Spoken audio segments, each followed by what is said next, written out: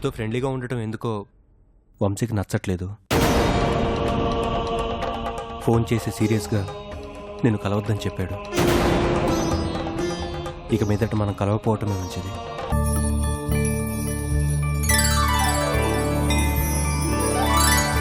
ఓంకారం నీవే, శ్రీకారం నీవే, అనగనగా కథకు ఆధారం నీవే. పరుగులా పని తీరుగా సాగుతున్న జీవనదివే, పరిమళించు ప్రేమగా పొంగుతున్న గుండె తడివే. ఓరమణి సుగుణమణి స్వార్థమి ఎరుగదు నీవునికి, ఇవ్వమని ఆ దేవుడిని నువ్వు కోరేదొకటే ఎన్నటికీ, ముత్యమంత పసుపు.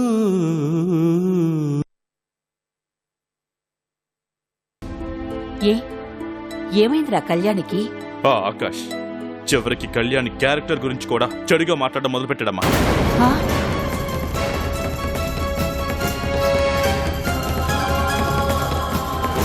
నేను కనిపించగానే కళ్యాణి కన్నీళ్లు పెట్టుకుని వంశీ నన్ను ఆకాష్ని అనుమానిస్తూ మాట్లాడాడని చెప్తుంటే తనను ఎలా కన్విన్స్ చేయాలో, నా కోపాన్ని ఎలా కంట్రోల్ చేసుకోవాలో నాకు తెలియలేదమ్మా. అందుకే ఆకాష్ ఇంటికెళ్ళి వాడితో ఇంకొకసారి కళ్యాణ్తో ఫోన్లో వంశీలో మాట్లాడదని గట్టిగా చెప్పేశాను. అసలు కళ్యాణి మన ఇంట్లో ఉండగా ఇన్నేళ్లలో తను ఎప్పుడైనా కన్నీళ్లు పెట్టుకోవడం మనం చూసామమ్మా. ఇప్పుడు తను బయట ఉండటం వల్లే కదమ్మా ఆకాష్ ధైర్యంగా ఇలా కళ్యాణితో నోటుకొచ్చినట్టు ఇలా మాట్లాడగలుగుతున్నాడు. అయినా ఇక్కడ మనెళ్ళుండగా అసలు వాళ్ళెందుకమ్మా ఎక్కడో బయట ఉండటం? అమ్మా నాగినేని గారిని ఎలాగోలా కన్విన్స్ చేసి కళ్యాణ్ని తిరిగి మన ఇంటికి తీసుకొచ్చేద్దామమ్మా. అంతగా కాదంటే వాళ్ళని కూడా ఇక్కడే ఉండమందాం. ఏమ్మా? రఘు, నువ్వు కళ్యాణిని ఇష్టపడుతున్నావు కదూ? నేనేంటమ్మా, కళ్యాణ్ లాంటి అమ్మాయిని ఎవరైనా ఇష్టపడతారు. అలాంటి మంచి అమ్మాయి ఏడుస్తుంటే చూసిన ఎవరికైనా కష్టంగా అనిపిస్తుంది. నువ్వన్నది నిజమేరా. కళ్యాణి విషయంలో అందరూ ఇష్టపడ్డట్టే నువ్విష్టపడుతున్నట్టు నాకు అనిపించడం లేదు. తనకి జీవితాంతం తోడు నీడాయి నిలబడాలనేంతగా ఇష్టపడుతున్నట్టు నాకనిపిస్తోందిరా. నువ్వేమంటావ్? అమ్మా ఏం మాట్లాడుతున్నావు నువ్వు? తన మీద నాకున్నది అభిమానమే కానీ నువ్వు అనుకుంటున్నట్టు ప్రేమ కాదమ్మా. అభిమానమే ఆ తర్వాత ఇష్టంగా ప్రేమగా మారుతుందిరా. అమ్మా పొరపాటు పడుతున్నావమ్మా. నువ్వు అనుకుంటున్నట్టు కళ్యాణి మీద నా అభిప్రాయం ఎప్పటికీ మారదమ్మా. అయినా తన భర్త ఇంకా బతికే ఉన్నాడని భావిస్తూ అతన్నే మనసా వాచా ప్రేమిస్తున్న ఒక అమ్మాయి గురించి నువ్విలా ఆలోచించడం ఏం బాలేదమ్మా. ఆసరా కోసమో అవసరం కోసమో మన నీడను ఉన్నవాళ్ళ తోడు కోరుకోవడం మహాపాపమమ్మా. మనకి సహాయం చేయబోయి ఆ ప్రయత్నంలోనే తన భర్తకే దూరం అయిపోయిన కళ్యాణికి అండగా నిలబడాలనే మంచి ఉద్దేశంతోనే తనని ఇక్కడికి తిరిగి తీసుకొద్దాం అనుకున్నాను. అంతేగాని నాకు తన మీద మరే ఉద్దేశం లేదమ్మా. నిజంగా నువ్వు అనుకునే ఉద్దేశమే నాకుంటే ఆ ఆకాష్ లాంటి స్వార్థపరుడికి నాకు పెద్ద తేడా ఏముండదమ్మా. వాడికి నీతులు చెప్తూ నేను గోతులు తీస్తున్నట్టు అవుతుంది. నువ్వు కూడా కళ్యాణి మీద నీ మనసులో అలాంటి ఉద్దేశం వచ్చుంటే దయచేసి ఆ ఉద్దేశాన్ని నీ మనసులోంచి తీసేయమ్మా.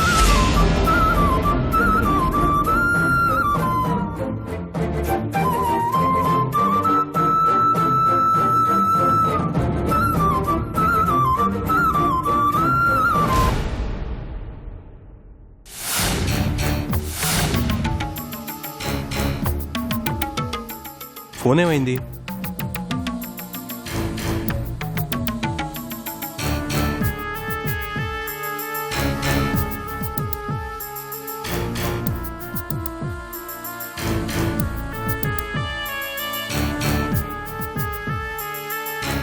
అమ్మా నా ఫోన్ కనిపించట్లేదు, మీరేమో చూసారా?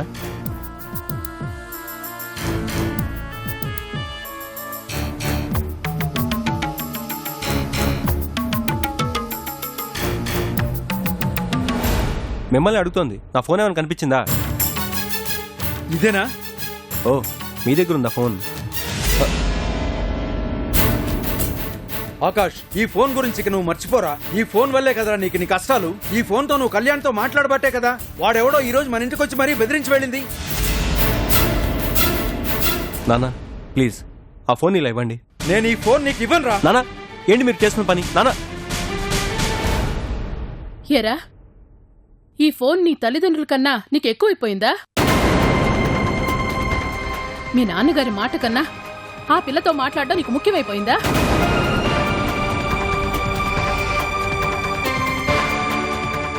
అయితే మీ నాన్నగారు కాదురా, ఇప్పుడు నేను చెప్తున్నాను విను. ఇక నుండి నువ్వు కళ్యాణితో ఫోన్ మాట్లాడడం కుదరదు.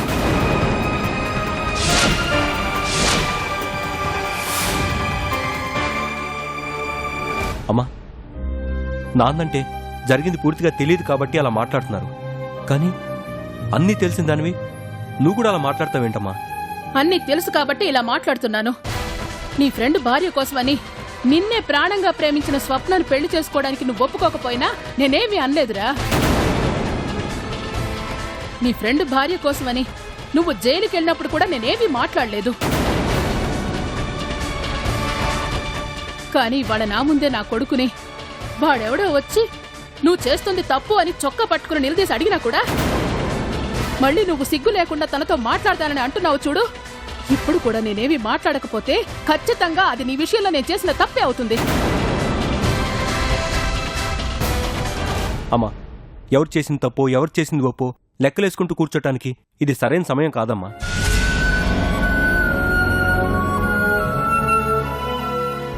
ఇలా చేయటం వల్ల నాకేమవుతుందని నువ్వు ఆలోచిస్తున్నావు. కానీ ఆ రోజు వెనక ముందు ఆలోచించకుండా వంశీ చనిపోయి నా ప్రాణాలు కాపాడుకుపోయింటే మీరు నా గురించి ఆలోచించడానికి అసలు నేననేవాడినే ఎక్కడుండేవాడినమ్మా.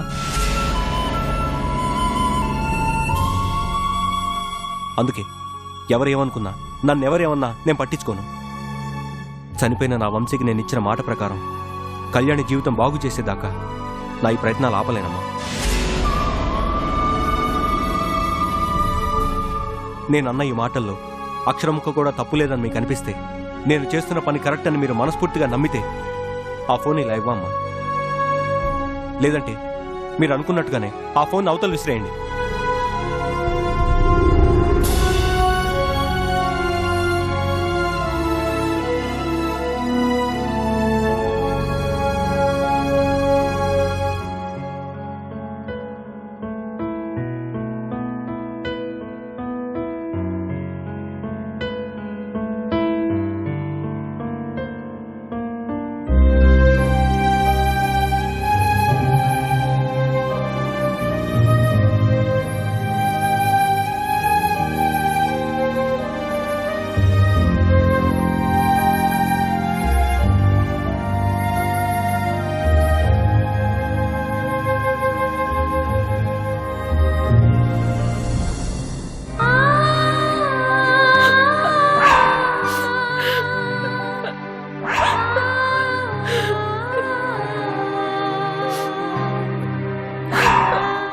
నువ్వు నా భార్యవని తెలుసు కదా ఆవిడ ఆనందిస్తోంది. నీలాగా మొగుడిని టార్చర్ పెట్టేది ఆవిడ కొడుకు పెళ్ళం కాదని తెలిసి ఆనందిస్తోందేమో.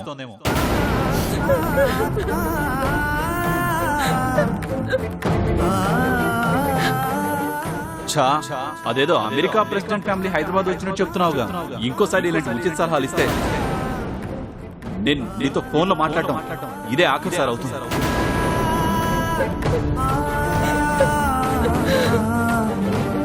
అంతేనా? లేకపోతే ఆకాష్తో ఫోన్లో మాట్లాడడం వల్ల ఎంగేజ్ వస్తుందా?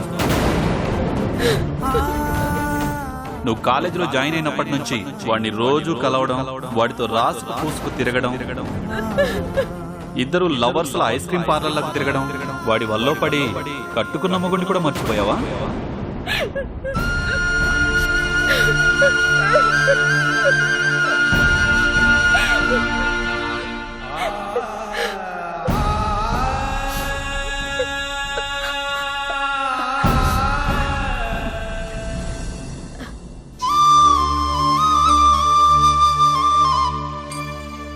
రండి నాన్న, రామ్మా.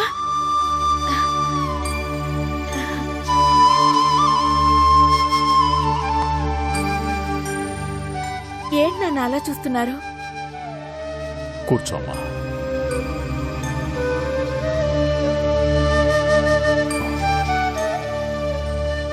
కన్నీళ్లైతే మేం వచ్చేలోపు తుడిచేశావు గాని మనసులో బాధని నీ మొహంలో కనబడకుండా ఏం చేయగలవు తల్లి?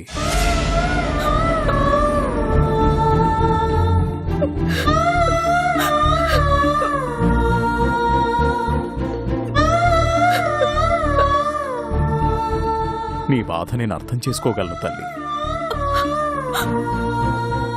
నిన్నిలా చూసి తట్టుకునే శక్తి మాకు లేదమ్మా. చూడమ్మా, మనిషికి మనసులో అనుమానం అనే బీజం ఒకసారి పడితే అది పెరిగి పెద్దదవుతుందే గాని దానికి చావు అనేది ఉండదు తల్లి. ఈ సమయంలో ఇలా మాట్లాడొచ్చో లేదో నాకు తెలియదు, కానీ ఒక కన్న తల్లిగా నీ బాధ చూడలేక చెప్తున్నాను. బహుశా ఆ వంశీ నీకు తగినవాడు కాదేమోనని దేవుడిలా చేస్తున్నాడేమోనమ్మా.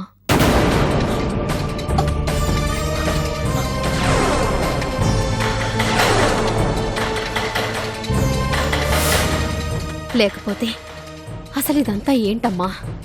పెళ్ళయ్యాక నువ్వు వంశీ కలిసి ఒక్కరోజు కూడా కాపురం చేయలేదు. ఇప్పటికీ సమయం మించిపోలేదు. జాగ్రత్తగా ఆలోచించి సరైన నిర్ణయం తీసుకో.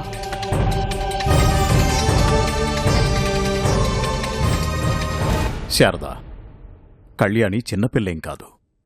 తన జీవితం ఎలా ఉండాలో తనే నిర్ణయం తీసుకుంటుంది.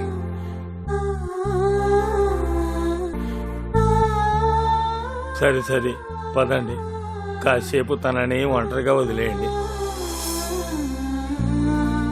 అమ్మా, వయసులో పెద్దవాళ్లుగా నీకన్నా ఎక్కువ జీవితం చూసిన అనుభవంతో ఇలా అంటున్నావే కాని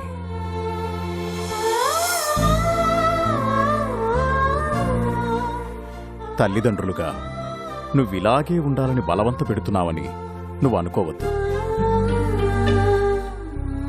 ఇలా ఉంటే బావుంటుందని మాత్రమే చెప్తున్నా. ఎందుకంటే మేము నీకెన్ని చెప్పినా ఇది నీ జీవితం, నిర్ణయం నీ ఇష్టం. పదని బావయ్య.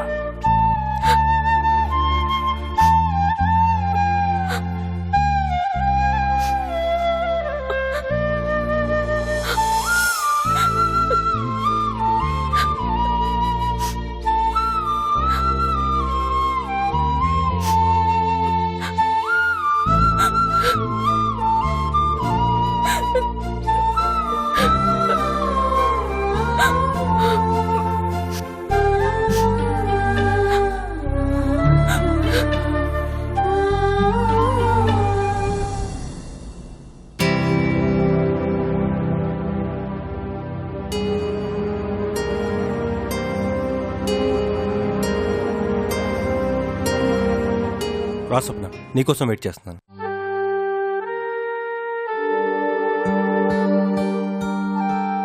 నీకు ముఖ్యమైన వ్యక్తిని పరిచయం చేద్దామని రమ్మన్నాను. ముఖ్యమైన వ్యక్త ఎవరు? మౌళి.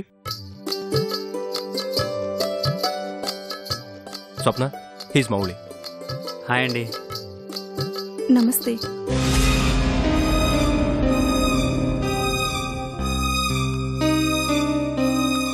మౌళి, తను స్వప్న. నాకెందుకు తెలీదు? ఏంటి స్వప్న అలా చూస్తున్నావు? ముందు కూర్చోండి.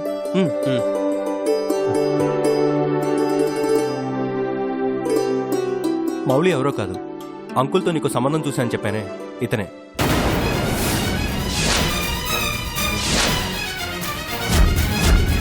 అవునండి, నేనే. సరే, మీరు మాట్లాడుతుండండి, నేను వెళ్ళి కాఫీ తీసుకొస్తాను. అవసరం లేదు ఆకాష్. ఆ వంకతో నువ్వు ఇక్కడి నుంచి ఏం వెళ్ళక్కర్లేదు. కూర్చో. స్వప్న, ఏంటిది? స్వప్న గారు, నేను మీకు నచ్చలేదా? చచా, అలాంటిదేం లేదు. తన మాటితేరే అంత, ఎవరితోనైనా ఇలాగ మాట్లాడుతుంది. స్వప్న, మౌళి గారు నీకు నచ్చారు కదా? నాకు నచ్చితే ఎంత నచ్చకపోతే ఎంత ఆకాష్. అసలు నా ఇష్టాలు పట్టించుకునేవారు ఇక్కడ ఎవరున్నారు?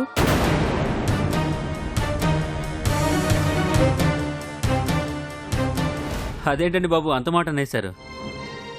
మీకు ఇష్టం లేకుండా ఈ పెళ్ళి ఎలా జరుగుతుంది? నా ఇష్ట ప్రకారమే నా పెళ్లి జరగాలంటే అది ఆకాష్తోనే జరిగేది.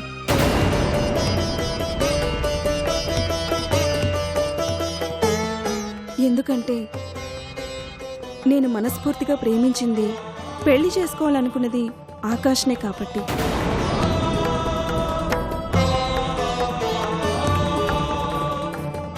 కానీ ఇప్పుడు నా పెళ్లి మరొకరితో జరగబోతోంది.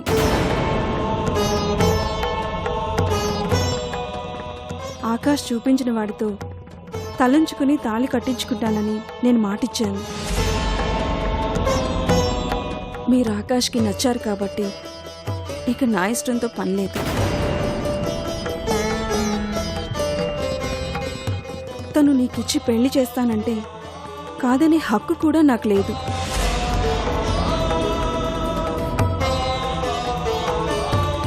మీరు పెళ్లికి ఏర్పాట్లు చేసుకోండి.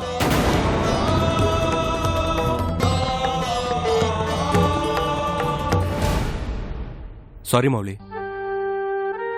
తన మూడేం బాలేనట్టుంది. నువ్వేం తప్పుగా అనుకోవద్దు. No don't say sorry. నేను మిమ్మల్ని అర్థం చేసుకోగలను, తన పరిస్థితి కూడా అర్థం చేసుకోగలను. ఒకరిని ప్రేమించి ఆ విషయాన్ని దాచిపెట్టి మరో పెళ్లి చేసుకుంటున్న రోజులివి. కానీ స్వప్న స్వచ్ఛమైన మనసున్న అమ్మాయి. తను ఇప్పుడు కాకపోయినా పెళ్ళయ్యాకైనా నన్ను ప్రేమిస్తుందన్న నమ్మకం నాకుంది. మీరేం బాధపడకండి. నీలాంటి మంచి మనసున్న వ్యక్తి, అర్థం చేసుకునే భర్త దొరకటం స్వప్న అదృష్టం. లేదాకాష్, ఏ దాపరికం లేకుండా ఉన్నదున్నట్లుగా కుండ బద్దలు కొట్టినట్టుగా మాట్లాడగలిగే ఒక అమ్మాయి నా లైఫ్లోకి రావడం అది నా అదృష్టం. It is very thrilling for me also. Okay, madam చెప్పినట్టు వెళ్ళి పెళ్లి పనులు చూసుకోమంటారా? I'm just kidding. ఉంటాను. Mouli, I'm seriously telling you, తను నువ్వే కరెక్ట్గా అర్థం చేసుకోగలవు. I strongly believe that you both are made for each other. అమ్మయ్యా, అట్లీస్ట్ తన అనకపోయినా మీరైనా కాస్త కాన్ఫిడెన్స్ ఇచ్చారు. Thank you. ఈ మాట చాలు. పెళ్లిలో గిఫ్ట్ ఇవ్వకపోయినా పర్వాలేదు. Bye bye. See you.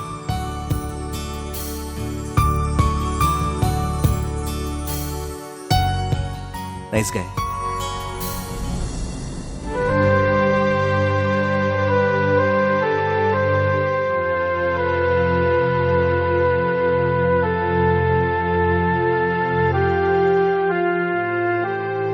అమ్మా, నేను కాలేజ్కి వెళ్ళొస్తాను. అమ్మా కళ్యాణి, ఏంటి నాన్న? మేం చెప్పిన విషయం గురించి ఏం ఆలోచించావు?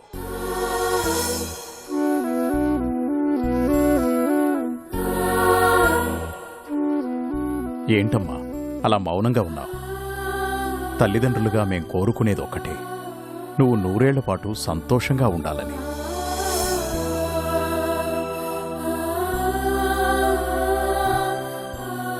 కాస్త సమయం తీసుకున్నా బాగా ఆలోచించి సరైన నిర్ణయం తీసుకోమ్మా. నా మౌనాన్ని మీరు అపార్థం చేసుకున్నారు నాన్న.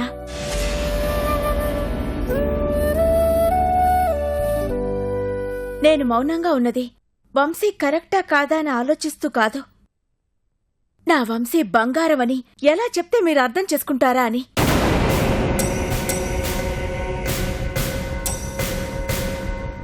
కానీ అమ్మా, వంశీ నిన్ను... నిజమే, వంశీ నన్ను అనుమానించాడు, నన్ను బాధ పెట్టాడు అని మీరనుకుంటున్నారు. కానీ నా వంశీ అలా ఎందుకు చేసుంటాడా అని నేను ఆలోచిస్తున్నాను.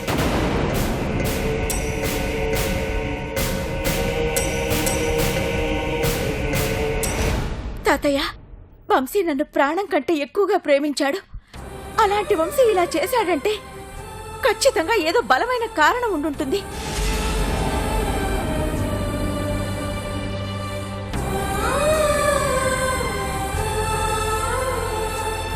నాన్న, వంశీని 2 రోజుల్లో ఇక్కడికి పిలిపిస్తాను.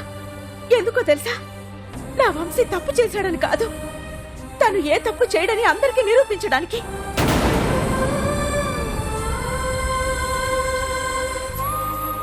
కానీ అమ్మా అతను మళ్ళీ నిన్నేమైనా అంటే చూడండి తాతయ్య, వంశీ ఏంటో మీకు తెలీదు. ఎందుకంటే ఇక్కడుండగా మీరెప్పుడూ వంశీతో మాట్లాడలేదు కాబట్టి అందుకే అలా అంటున్నారు.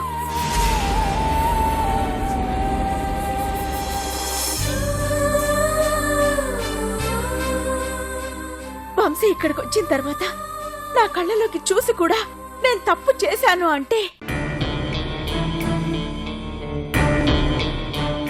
మీరన్నట్టు వంశీ నన్ను అనుమానించిన మరుక్షణం నేను తనని మర్చిపోవడమే కాదు, నా ఊపిరి ఆగిపోతుంది.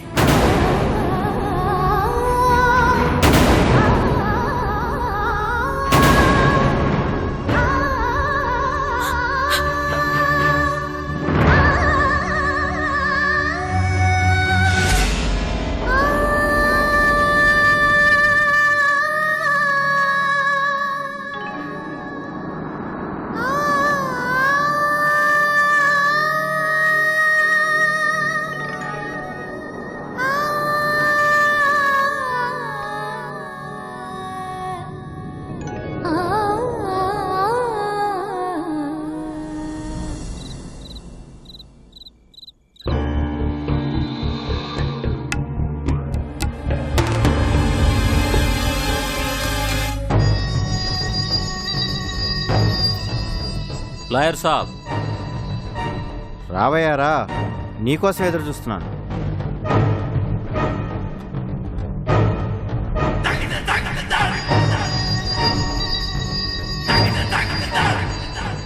చెప్పు మౌళి, వెళ్ళిన పని ఏమైంది? కాయా పండా?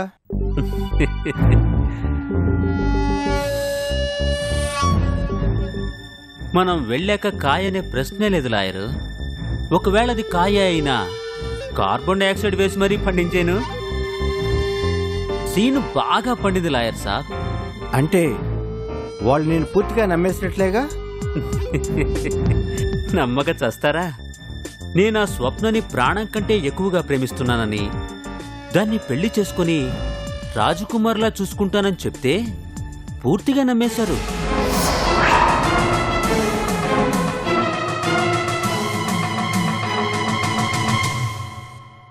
అయితే నువ్వు అనుకుంటున్నట్టు వంశీ ఆ ఆఫీస్లో పనిచేయడం లేదంటే